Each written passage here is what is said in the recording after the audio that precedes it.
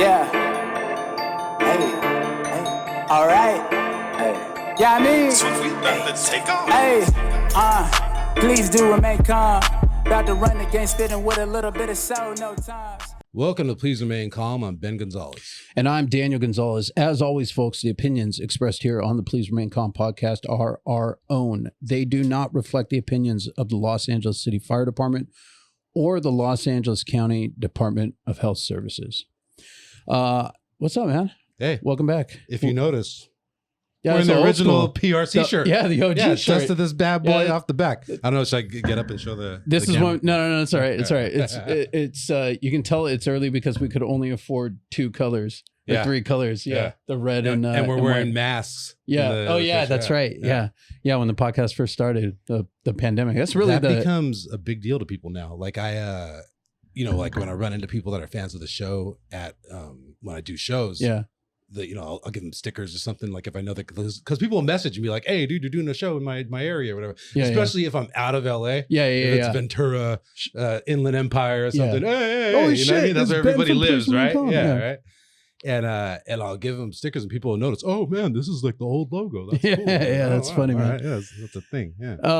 One thing I want to talk about real quick before we get going on this episode, and we've talked about this. We had a whole episode about driving emergency. Do you remember that? Yeah. What episode was that? Do you know? Come on, computer. It was in the. That's all right. I think It's not a big deal. 48, something like that. Yeah. Yeah. Something like that. I don't know. Yeah. You usually know. I I'm know. slightly disappointed right now, but that's Right. all right. I don't know what the fuck is going on out there right now, guys, but please, if you see a fire engine or a cop or an ambulance, pull your car over to the right. Please, for the love of God.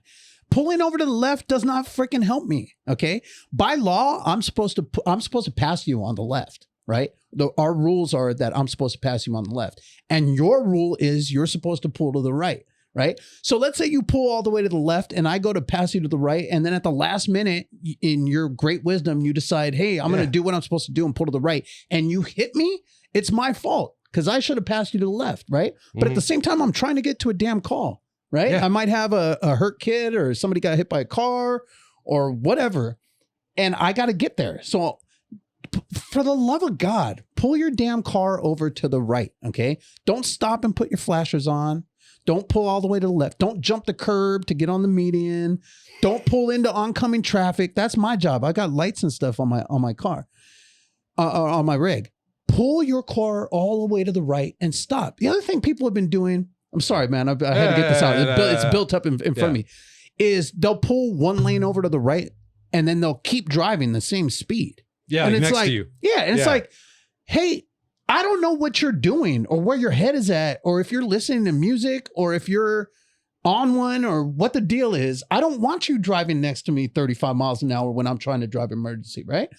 Pull your damn car over and stop until I pass, and then you can go about and do whatever the hell you want. I don't really care. It could be people that trying to get videos of you. It could be too. Right? It could That's be. funny. I mean, that's actually the Because that's the whole thing that we're going to get into this episode. That's the world we live in. Everything has to, you got to get video of everything. And I think that leads into our guest today pretty damn well. Yeah, because that's a thing too. That we talked about this with some of the other like firefighters that we had on recent episodes, that the culture's changed where you have like, taking video and pictures of your incidents is a huge thing now. Dude, it's like a must. I can't tell you how bizarre it is, how normal, not only like video and pictures and stuff like that on scene of an incident, because like everybody, like structure fires and stuff like that, everybody has GoPros on their helmets now. Yeah. So even like something like the Boyd Street incident, body cams, where the guys obviously got burned over and it was a terrible thing, but they had straight up firsthand video of the incident and of what happened to these guys on that aerial ladder. Because we do have that video on episode 49. There you go. Yeah, See, there you go. You remember 49, but you can remember Who 48. cannot remember that episode? That's like our best episode. Dude.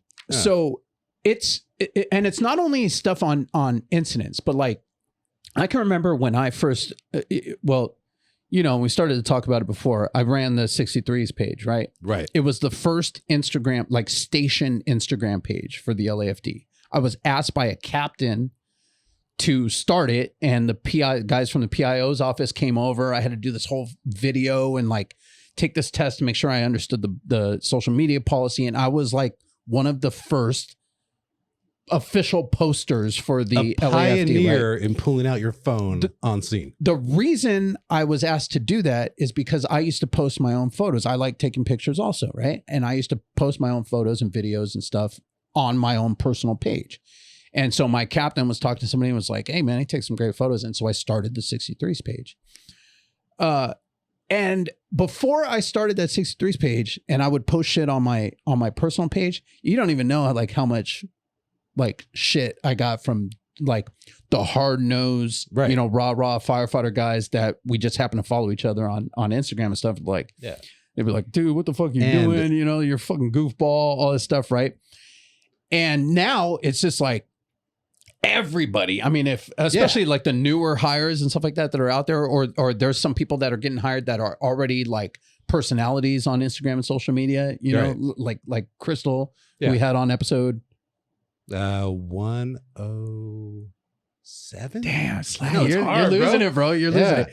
Because I was gonna say, when you're talking about the social media room and the tests and everything, we had PIO Eric Scott, episode 72. I remember that shit, and he broke down that whole thing, man. And like the stuff he has to look for, because like they'll literally sit there and like look at hashtags, and search every freaking post. And there's that captain drawing a large salary doing that, dude.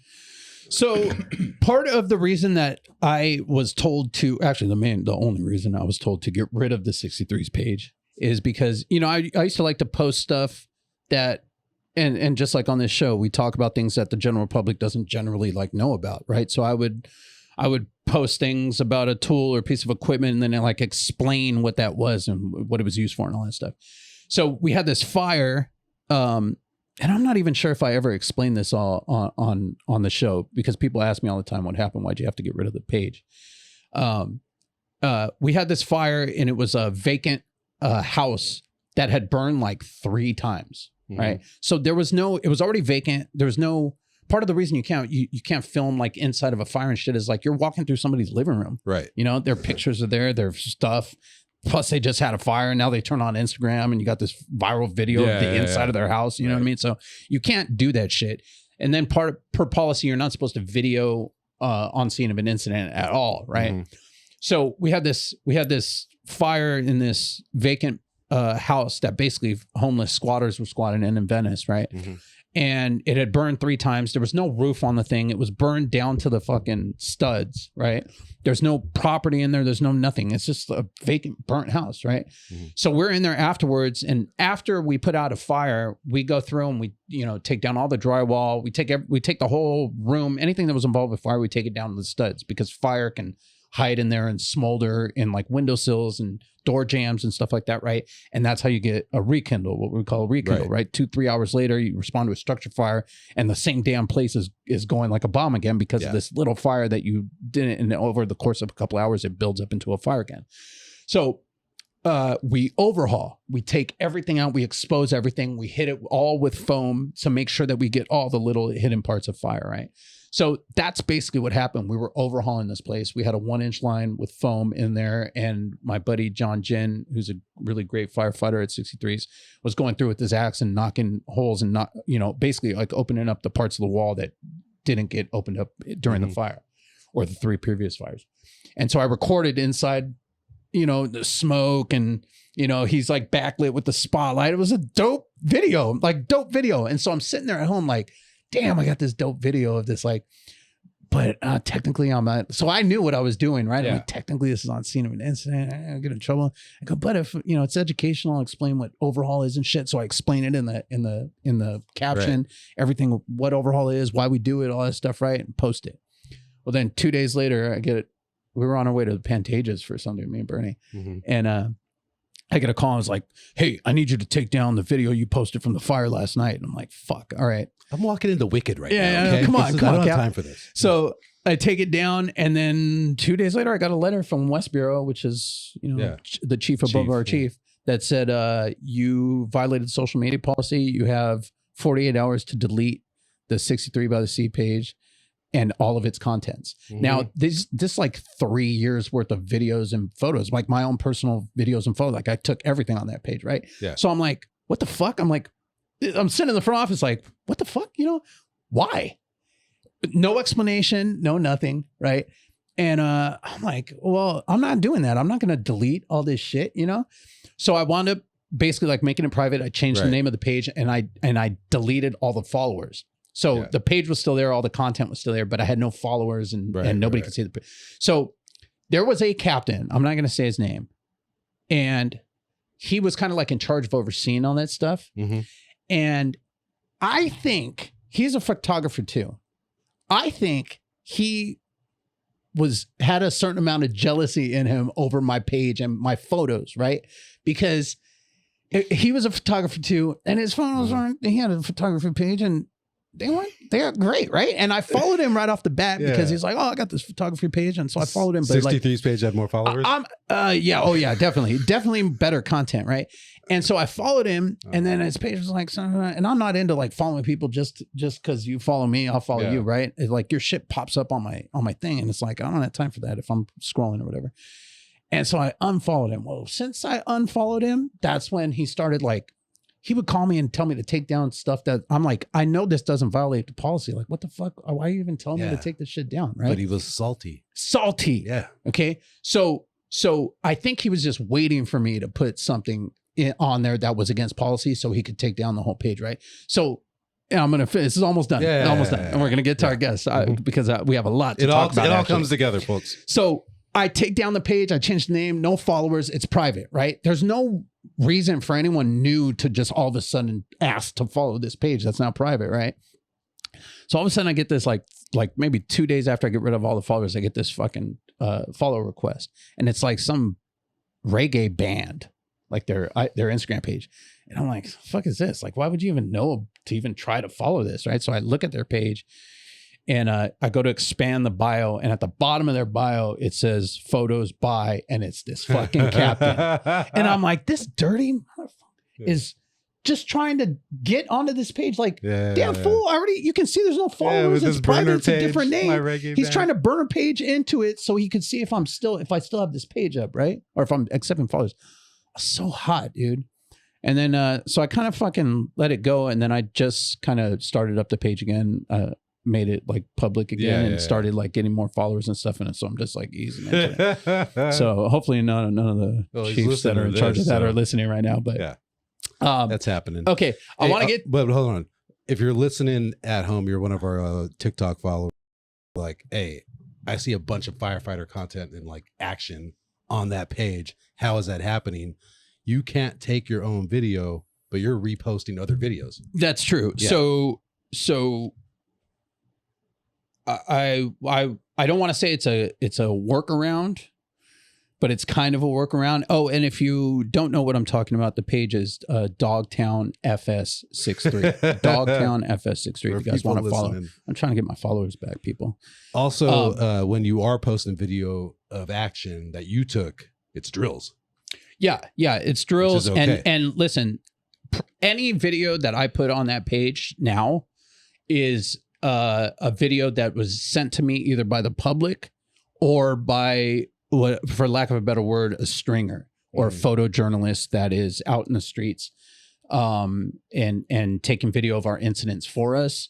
And so technically I'm not taking a video of on scene, right? It's somebody else that was taking it, that gave it to me. I'm still reviewing it. Like, obviously I don't want to put like somebody's personal information out there. I don't want to, violate anyone's privacy or anything like that. But if it's something that's newsworthy or something that's an interesting video or an interesting photo, I'm happy to take that stuff and post it. Yeah. And that's the thing is there's a lot of this now. So like basically every incident has like the guys on scene are pulling out their phones, and then everyone around is also recording and filming it. Yeah. You don't see a lot of guys on scene, like for working for the fire department, like pulling their phones out. Fire incidents, guys have their GoPros on. Yeah. But everything kind of changed with that, with the Kobe Bryant thing. Vanessa Bryant sued the LA County Fire Department because those somebody on scene had taken photos of the incident and had them on their phone. And this moron, here's the thing about that. Like when that happened, everyone was like, what the fuck? You know, how could he do that? How could he do that? Well, it happens. Something gruesome or something happens and you're on scene of an incident. That happens. People pull out their phones and take a snapshot. It's been happening since the invention of cameras. Like when I first got on the job, there were, and I don't think I'm hurting anybody by saying this, but there were like photo albums at the station of like, you know, old school, actual like printed photos of incidents and crazy shit or gruesome shit or whatever. I mean, so this was happening in the 70s and 80s and stuff. Guys were like, oh shit, this guy jumped off a building. Oh, that's crazy. Boom, snapshot. And so somewhere tucked into a drawer or a locker that doesn't have a label, nobody has the key for, you know what I mean? There was this trove of photo albums or whatever that had to do with that station, incidents that the station went on. So this is something that's happened, you know, since cameras have been around. But then the incident with Kobe Bryant happened and Vanessa Bryant suing and now it's a law. You can't, you're not supposed to take the phone out and like you can be sued and it's actually a big no. So we rely on stringers, we rely on photojournalists, and our guest today is one of those photojournalists. I'd like to introduce Storm to the Please Remain Calm podcast. Thank you for having me. Thank you for coming. Yeah, thanks for coming.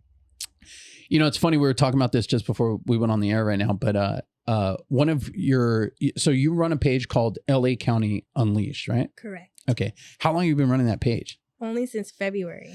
That's crazy to me. Because you have like 16,000 plus followers, right? Yeah, that's on Instagram. And then I'm at like, I think 46,000 on TikTok. Damn, that's crazy. Yeah, it's crazy too how TikTok has like overtaken Instagram and shit. Well, and that's the thing too, is like all incidents are content. Yeah. You know what I mean? Yeah. And there's a bunch of people like, you know, starting pages and stuff, and us being, you know, having this podcast, we post our own, you know, content all the time, reels from the podcast. So our Explore page is just full of this stuff. Yeah. You know what I mean? To and varying degrees. Yeah. And that's actually how I became aware of you. One of your videos just happened to pop up on my For You page. And I was like, oh, this was like kind of by our house because we're all in the Inglewood area. Yeah. And my brother and I and you. And then I was kind of looking over your page. I was like, oh shit, she's got some it was good great stuff. Yeah, quality stuff. Thank you. So you just started in February. Were you already like into photography, into videography and stuff like that before? So starting this page was actually my first time having an actual camera, like outside of just my phone. Yeah. So my dad is retired LAPD. He was in there for about 33 years, and he still has. What area do you work in? He was a detective supervisor for major crimes, anti-terrorism. Oh wow! Damn. Yeah. So he still, I shouldn't even say this, but he still has his LAPD radio. So anytime in Inglewood where we're hearing sirens go by our house or anything, we're like, all right, let's grab the radio. This is back when Inglewood was popping. Yeah. So we'll talk about that too. How it's a different place now. Yeah. So we'd grab his radio and just listen in. And it's always something that was just kind of in me as far as being nosy, like a chismosa is what they call me. Yeah. But I started seeing people on TikTok doing it. Like there's Monique out in Sacramento who chases calls. Yeah. Duran in downtown LA kind of does the same thing. And then there's a few other people that I want to give their flowers to, because I'm looking at it and there's this platform for it, which I never knew. It's literally like live PD on your phone, you know. And they inspired you. Yeah, it did. I didn't know anything about photojournalism, stringers. Like, it was a completely new world. And one day I was like, all right, let me just get this scanner app. I'm hella nosy. I've been wanting to know anyway what's going on. And I just chased calls, and it was back in February. And it was insane. Like, it was overwhelming how active it was in South LA. Yeah. And I just, from there, it took off. I had like just thousands of people watching this crazy ass shit that I'm filming. Yeah. Mm-hmm. I had no camera, just my phone and a selfie stick, like, like just going around. Yeah. And then it just blossomed into this platform that I have now. What was one of the first videos that you posted that really hit? Ooh, a double fatal accident. This was probably my first like viral video on LA County Unleashed. Double fatal accident on La Brea and Coliseum.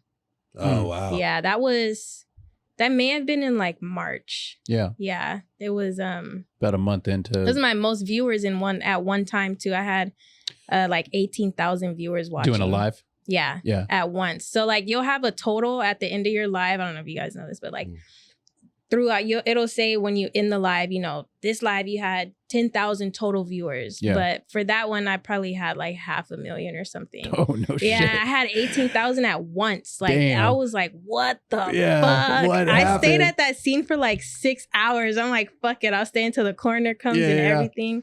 So yeah, that was crazy. So you hear something, you roll up and you do a live and you're shooting things? Yeah, so like I have a rig for my camera and then I have a mount for my phone attached to my rig. So they're kind of moving with me. Yeah. Is this stuff that you like picked up from other like photojournalists or stringers? Yeah, you know what?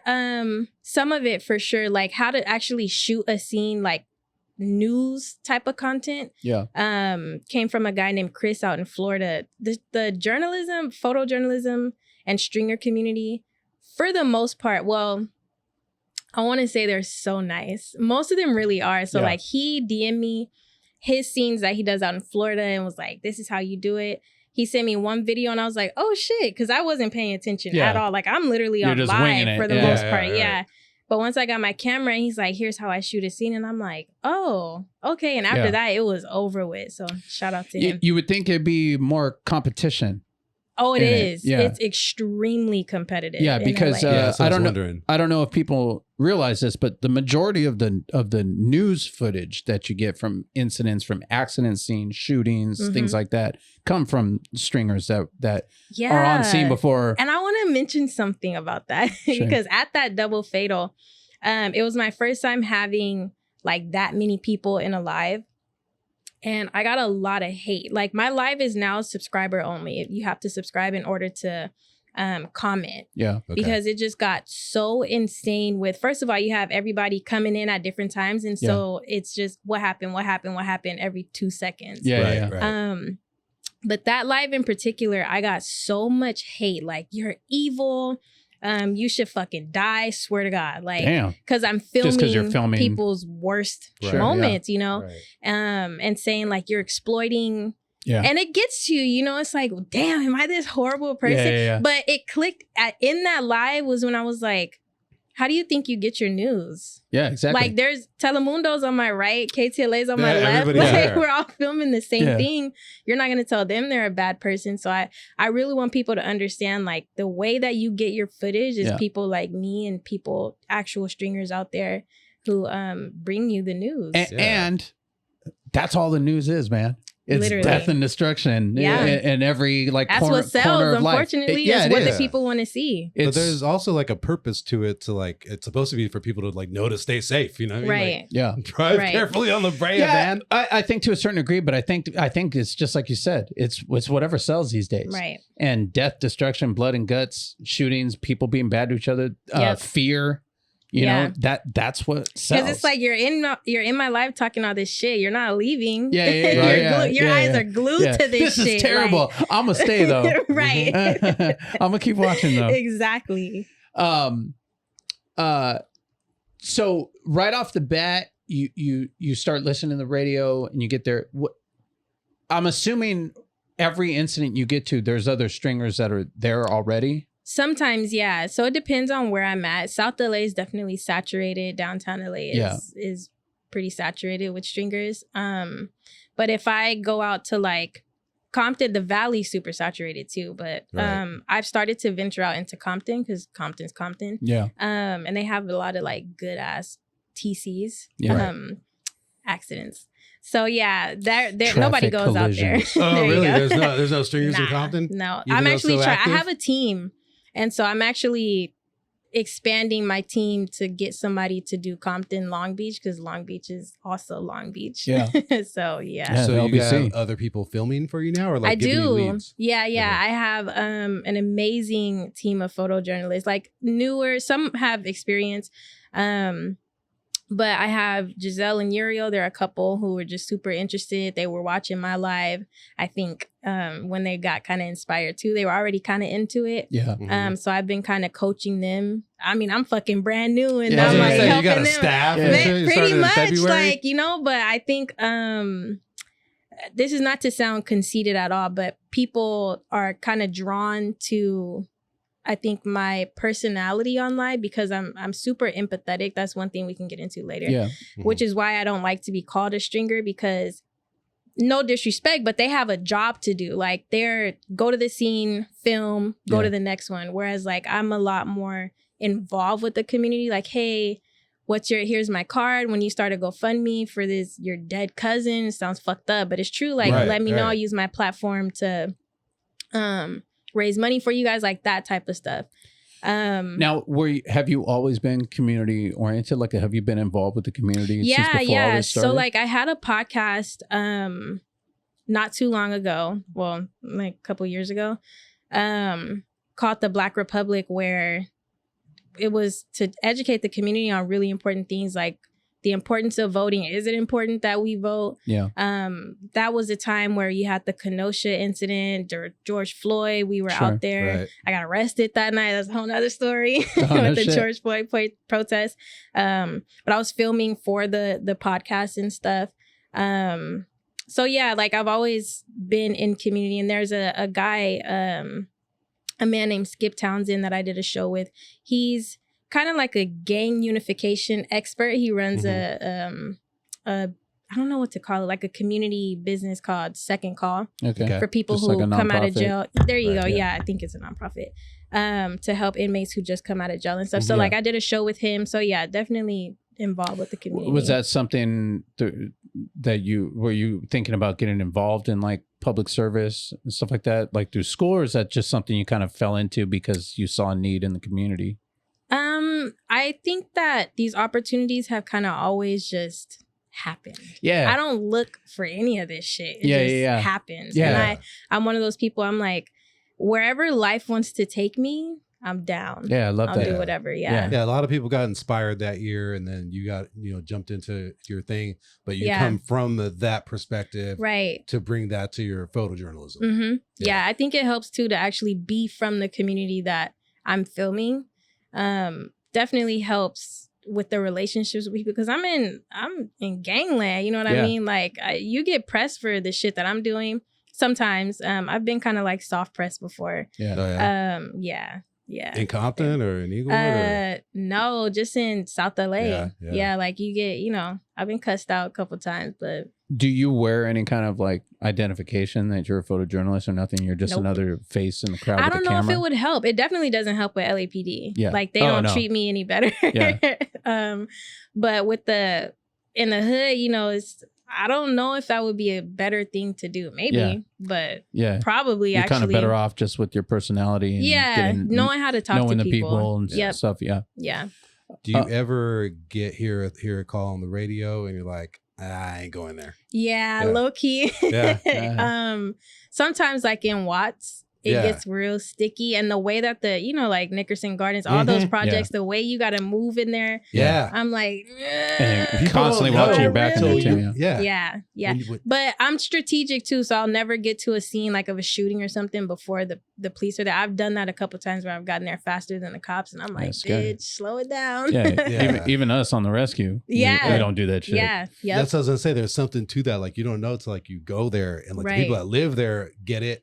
But it's like a different world, man. When you're pulling in, Well, it's fucking After midnight. It's eerie. It's Yeah. it's and super eerie. It's so Yeah. contained. You know Yeah. what I mean? Like you're like going through, and like you're looking. All the buildings look the same. Like right. it's a trip. Especially the projects too. There's there's really only a few entry and exit points that you can get into and out of and stuff like that. So you can really get yourself into a pickle there if you and get those there streets and you're are in a narrow. bad, You got to fucking U-turn. You go back twice. They're looking at you like, what the fuck? Yeah. And then let's say you get in there with your car or something like that early, and then everybody shows up, and now you're blocked in by a bunch of cop cars, that ambulances. Happened to me. I gotta say what happened. This is one of the scenes I got there faster than the cops. I didn't realize. My dad was actually, this is before I had a physical scanner. I was using an app on my phone. Yeah. So there's a delay and I still got there. I just happened to be in the area. It was a drive-by. Dude got killed in his car. And I pull up and I'm brand new. This is probably in February. So I don't know. I don't got no type of smarts when it comes to the journalism side and coming to a scene and stuff. Yeah. And I didn't even realize bro is like, this is a car right here. He's dead. I'm not in the mindset to like, jump out, hurry up and record him. All the cops start swarming in and I'm trapped. Like, oh man. Like they now were not fucking with me. Like they don't know me. I'm brand new. They are not fucking with me at all. Like, bitch, you're going to have to stay here. You're part of the crime scene. You're and crime I'm scene like, now. oh my God. Like, Matter of fact, we need your what. prints. Right, for real. Right? But this is where my dad comes into play. He's like so good to have. But apparently he called the watch commander and was like, let my fucking daughter out this scene. And they did. Oh, they came over and were like, yeah, you can go. And I'm like, oh shit. Okay. Man. But yeah, that was crazy. Stick your chest out a little bit like, that's right. I can't go. Well, I can pass other stringers. Right. Yeah, man. Like even when we pull up on, because sometimes you can be on the air, out on the road. You just got done with another call or something like that, and then a shooting goes down. We got little projects over there in Culver City too. That stuff will happen in sometimes, or in Venice. The Oakwood used to be Venice Shoreline Crips, like hardcore, just like infested, gang infested in that area. Now it's like multi-million-dollar homes and stuff, which is crazy. But yeah, you can get a shooting, and then you're like 2 blocks away or down the street. It's like, oh shit, shut all the lights off and everything and park around the corner so no one can see you. Because there have been times when I was assigned to 57s, just 79th in Vermont, for 3.5 years or so. But there have been times where like you'll get a shooting and then you're 2 blocks away, but you're on the same street, and it's like you're supposed to wait for PD and you make that turn. It's like, oh shit, PD's not even there. The helicopter's not up, and it's like, oh fuck, shut everything down. And then from 2 blocks away, people are like, hey, right, you can't do anything, and then you have to make a decision. It's like, do I go in, even though it's not, the scene's not clear and it's unsafe, but now it's a public perception thing. Right. Oh, they just sat there 2 blocks away and let him bleed to death. You know what I mean? So there have been plenty of situations where that's happened, or my partner got too close, or just went straight in. There's some captains that'll just do that. Just go straight in. And you're like, you're sitting in the back like, Jesus, Cap, come on, and you get there and it's mayhem. People get shot. That's the other thing you don't understand is like, most of the time you're seeing stuff on the news, it's the cops are already there. They've already got the crime scene tape out, and people are backed off, and everything's kind of settled down. But when a shooting first it's fucking chaos. Well, did you hear what happened on Crenshaw and what was it, 64th, 63rd, where this was like maybe a month ago, where the firemen are responding to like a rubbish fire next to a motel, and shots ring out, and so they call in for backup. And I'm at the scene of a 415 man with the gun. I think it ended up being a replica fucking tweaker. And so we all the stringers leave that scene and we rush because somebody's for sure shot. And it's the firemen who call it in. So we're like, what the fuck? Yeah. So they literally, next to the motel, there's an apartment complex. They're putting out this little fire, I guess, and they hear the gunshots. And they call it in, and it turned into this chaotic ass scene because it's a big ass group of people, and they want the fire department to go in, but then weren't letting them go in. I think, I don't know, I don't want to misspeak, but like it turned into just madness because they can't go in. I mean, they're fucking right there, but they can't just rush in. Yeah. Because they don't know who's in there. Were they getting shot at? Like, know, they don't know. And that has happened before. I mean, we've had incidents. I think it happened in the Valley when I was still a rookie. People that have suicidal thoughts or whatever, and or you know, I think we had one where a guy shot his wife and then set his house on fire, and fire department showed up. The house is on fire. You think it's just a typical, you know, structure fire, and then he started shooting through the windows at the guys. The guys in the valley, one of the guys actually got shot. Thank God he the bullet you know, obviously had his whole turnouts on. The bullet hit him kind of like in the lower belly here, and it hit his carabiner that he had here and his belt buckle, and so it didn't go through. It basically saved his life. But that shit happens. I mean, that's why our policy is to wait until PD comes in and clears the scene. Then sometimes PD will come in and they'll get someone in custody or something like that, and they'll say, hey, the scene is clear. Like, this has happened in like the northwestern part of Oakwood, where there's still like gang activity over there. It's kind of like still this shady area over there off like 5th and Rose. The little last tiny part. Right. Yeah. But like we had a shooting there, and we pull up, and those areas, man, like people don't understand how much people are like in the streets and hang out in the streets in those areas, right? Yes. Like it's almost like a block party a lot of times on a Friday it's like or Saturday. What we were saying about the projects, dude. Yeah, people are just out. You know, it's like hot as fuck in your apartment. You know, these parties in the summertime, and so like, especially in the summertime, it's like you'll be out on the block, and it's just like a block party, like just a gang of people out at 9, 10 o'clock at night.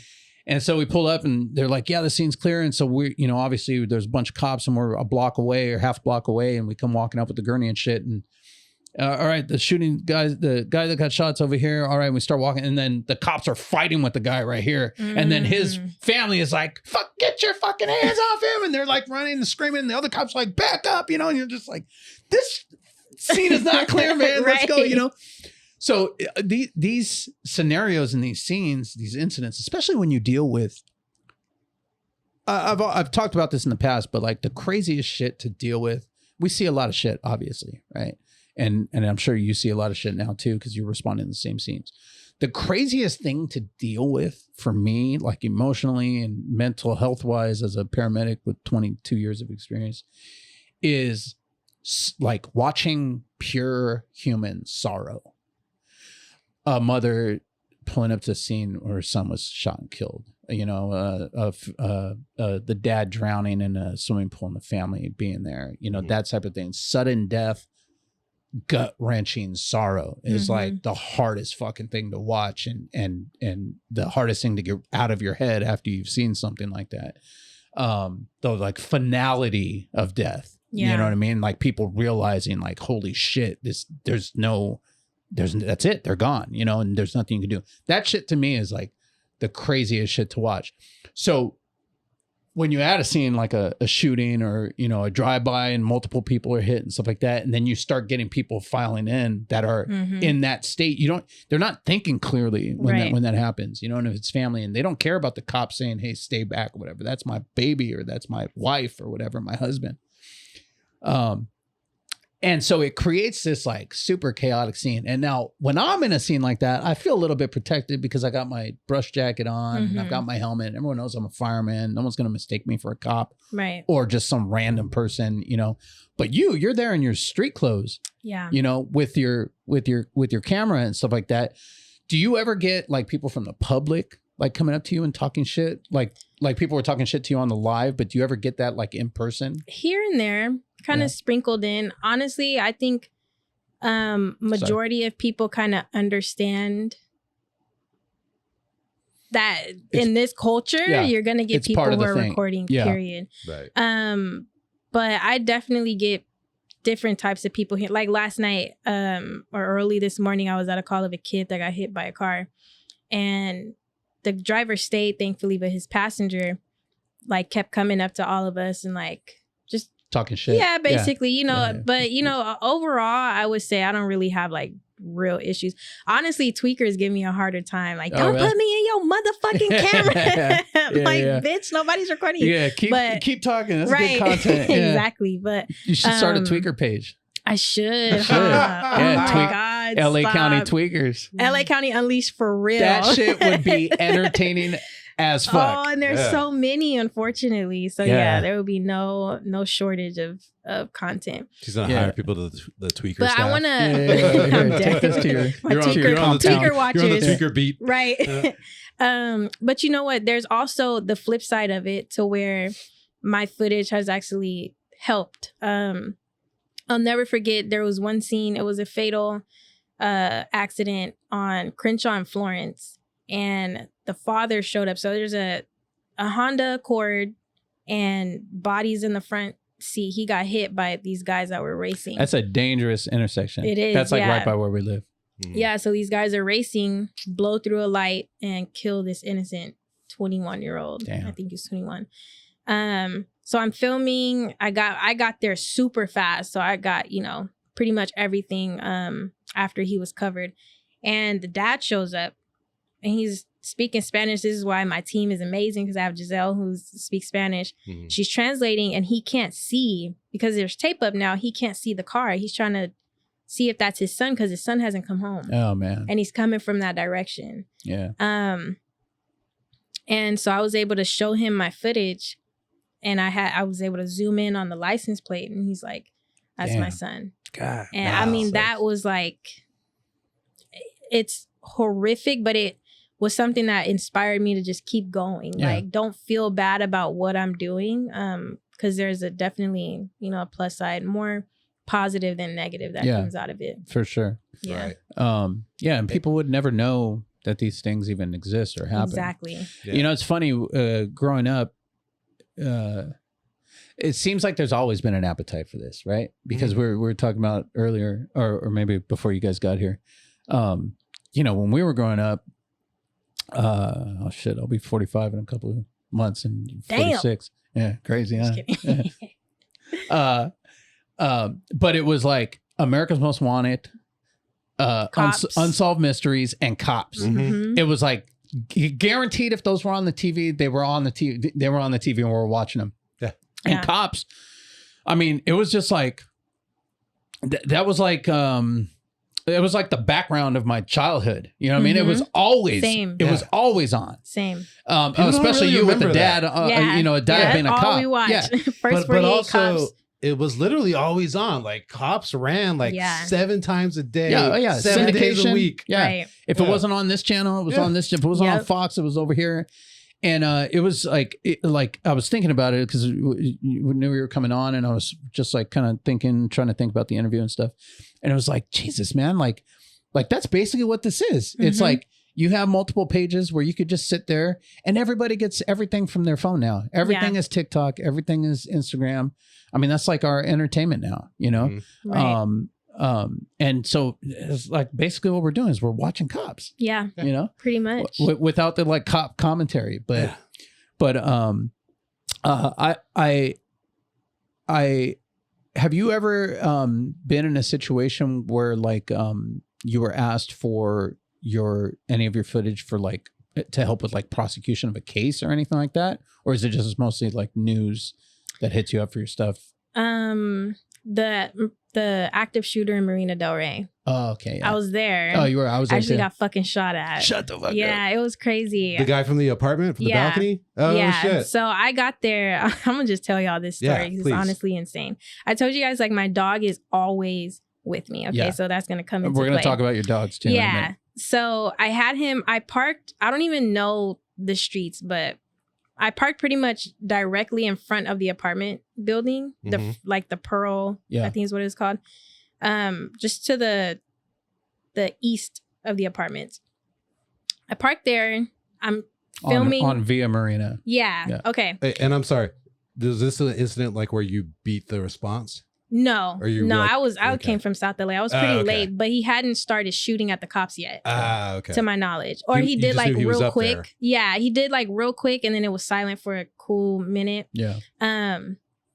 So I park my car there and I leave my dog inside. So normally at like a really active scene where I may move around a lot, I'll leave my dog in the car. Sure. So the dude starts shooting, and I'm like, okay, fuck, I need to go to my car and get my vest. I have a vest because I actually used to do armed security. I'm in these khakis actually and a black hoodie. So I understand I could probably look like an undercover or something. I go to my trunk, open my trunk, and I'm putting my vest on, and I just hear phew, phew, phew. Yo. And I'm like, what the fuck? It takes a second. Like, yeah. So my dad he dispatches for me sometimes. I have an actual dispatcher on my team, and then he'll be in my live listening to the radio. And he's telling me that the guy is facing a different street. And so I'm like, okay, I'm safe to run real quick and get my vest. But then these shots are going right past me, and I look behind me, and the bullets are hitting the wall behind my car. Shit. I'm like, this bitch is fucking shooting at me. So I run around. This all happens in like 4 seconds. I run around to the back of my car, and all I can think about is my fucking dog. Like, I need to get him out of my car because this is my soul dog, guys. I almost asked if I could bring him today. But your dog's a badass too. Your dog was probably in there like, is this bitch shooting at me? Literally, like the crazy thing is my dog hates gunfire, but in a aggressive way. Like he wants to fuck up anybody who has a gun, fireworks, or anything. So I open the door. Dude is still shooting. And I grab my dog by the collar and have to drag him out. This is some movie shit, okay? Yeah. I have a Genesis SUV. It has the capability to reverse and move forward without you being in the car. Sure, yeah. So where I'm parked at, there's my car, and there's a car like maybe 10 feet behind me. There's 4 people ducking behind that car, like fighting for their lives. Like, oh my God, you know? Just regular people? Yeah, just regular people. So I pull my dog out. I lock my car, and I turn it on, and I reverse it, and we're moving with my car as this fucker is shooting at us. Some SWAT and shit. I'm watching the fucking bullets hit the wall in the tree. There's palm trees outside of the Marriott. I swear to God. So I'm watching it, and I'm moving back to put our 2 cars as close together as I can so we have more cover. Extra protection, yeah.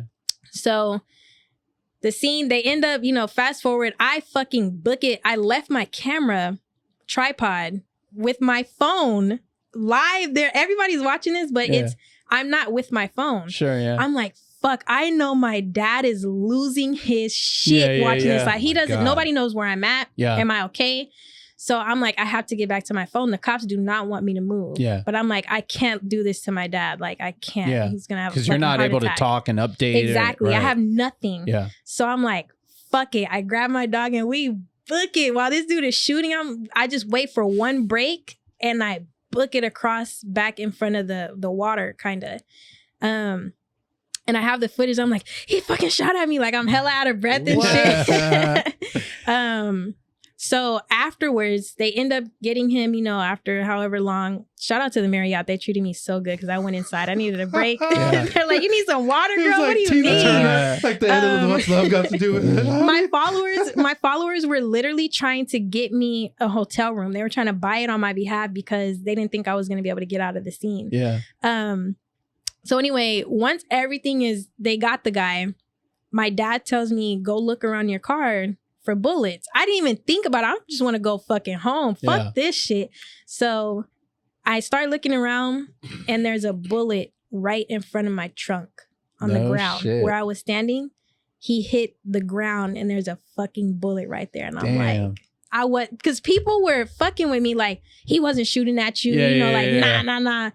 I knew my truth though. I'm like, no, like he was trying to kill me. Yeah, it was a crazy night. But it was. So yeah, that's my craziest story. Just quickly, and then I do want to talk about your dogs a little bit.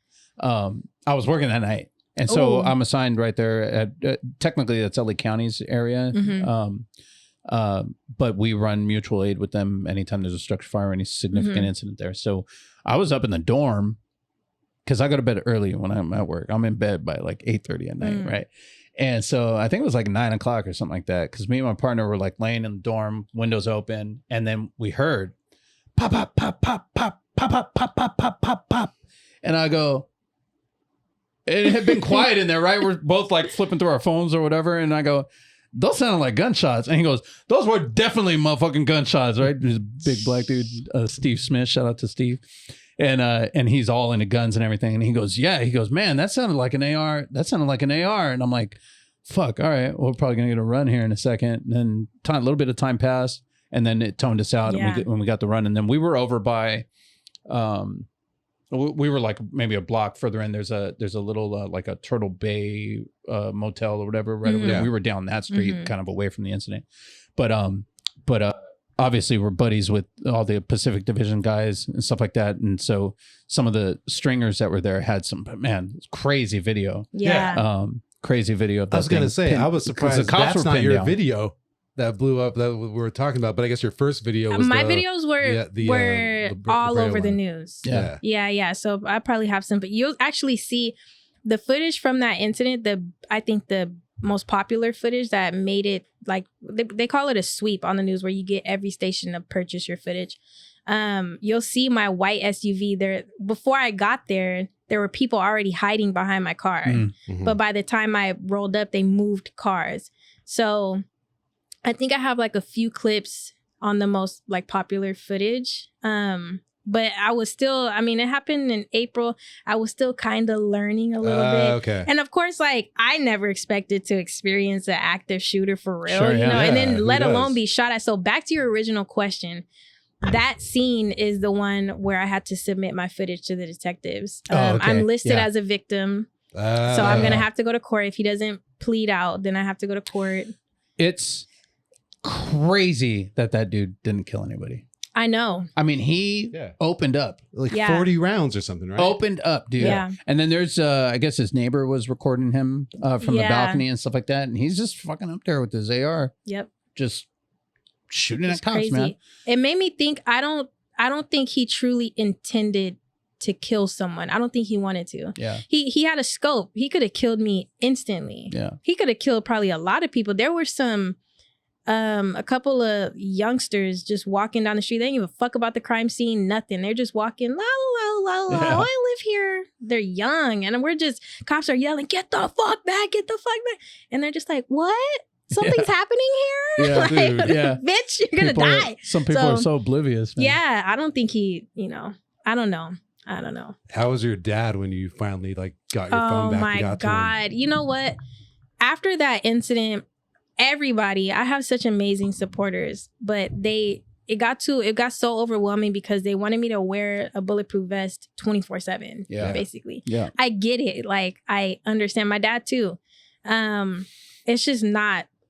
I can't roll up to the fucking hood in South LA with a bulletproof vest and a camera. They're gonna be like, really? I'm not 50 Cent. They are. Listen, and people don't understand, like, I'm already getting pressed because people are wondering, am I the police? Yeah. Like, and you'll get your ass beat for some shit. You know, people don't understand that. Yeah, I'm by myself most of the time.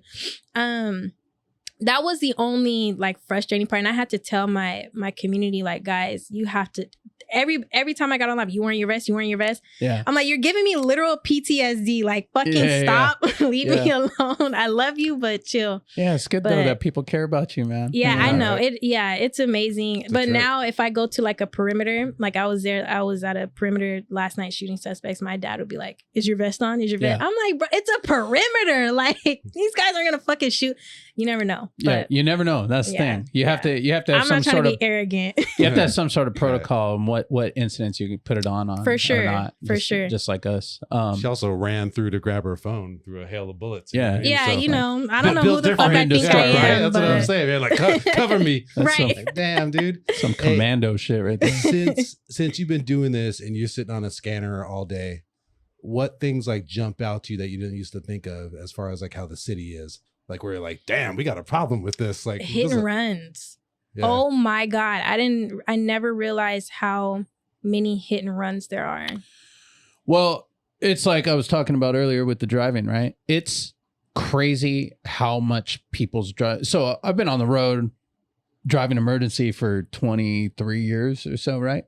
It's crazy. And I think there's a lot of factors that contribute to that. Cars are a lot quieter. Like you don't hear the outside noise as much as you do inside. Stereos are a lot louder.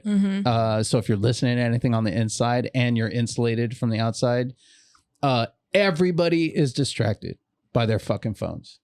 Everybody drives with their phone in their hand, looking at their phone, scrolling and doing different shit with their phone. So it's funny that you mentioned that because I'm always saying that, man. Like people drive insane. Yeah. I mean, people literally fucking drive insane. Yeah. The other thing is, I don't think people drive as much. Like there's so much like Uber and Lyft and stuff like that kids might, like when I got my driver's license, it was like I was driving everywhere all the time. Yeah. You know what I mean? I was borrowing everyone's car. If we were with somebody, can I drive? And now it's like people use Uber and Lyft so much, kids aren't even like getting their driver's license, or they'll get it and they're not really driving that much. And then they get behind the wheel and start driving. Then all these other factors go in. Right. And you're just like distracted. And not only that, people walking on the street are so locked into their fucking phones too. Yeah. Like it's like, I'll be coming down the street with my lights and sirens going, and I make all the noise when I'm coming down the street, right? I want people to notice that I'm coming halfway down the block so they can make their own stupid decision what they're going to do and I can react, right? But I'll be driving emergency and somebody will be like this on their phone. So no headphones in, nothing, just looking at their phone, and will step off the curb right in front of me as I'm coming down with the air horn. And then they're like, oh, like at the last thing, it's like, bitch, you didn't see me? It's happened to me a lot. I think what's the most surprising though is the actual and run part. Like accidents they're accidents, you know, but especially when it comes to pedestrians, like how much people do not stay at the scene. Yeah. I never realized, because before starting this, I didn't frequent South LA. I had no reason to. So I'm also learning South LA. Like I'm an Inglewood baby. I stay in Inglewood for the most part, kind of like a West LA. Like I grew up on off of La Cienega and Cadillac over on Sheridan. So that's kind of like what I know. So South LA was a whole new thing. Yeah. And then listening, obviously you're just hearing nothing but terrible things that are happening in the city. Yeah. And I think, hit and runs, like the fact that people don't stay at accidents was the most surprising. And it's crazy too, because there's cameras everywhere. It's like anything you do on the road, there's a camera somewhere that caught you doing that shit. It's not like you're going to get away with it. Right. How are we doing on time? I can't see that though.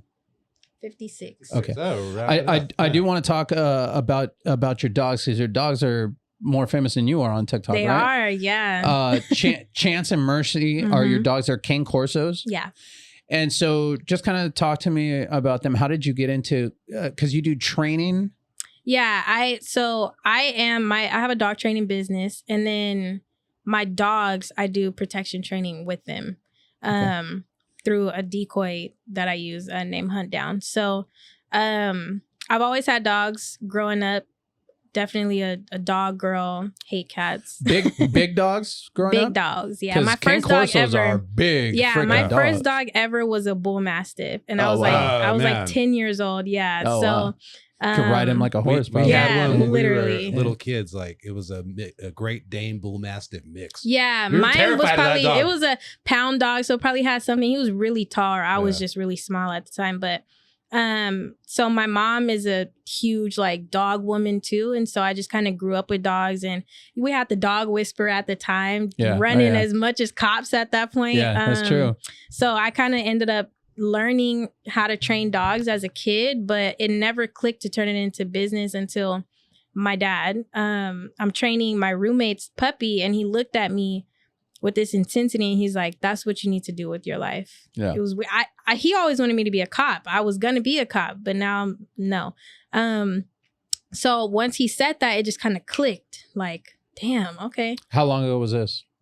Like 3 years now. Okay. Yeah. So I told you, wherever life takes me, I just go with the flow. Yeah, I really trust in the universe.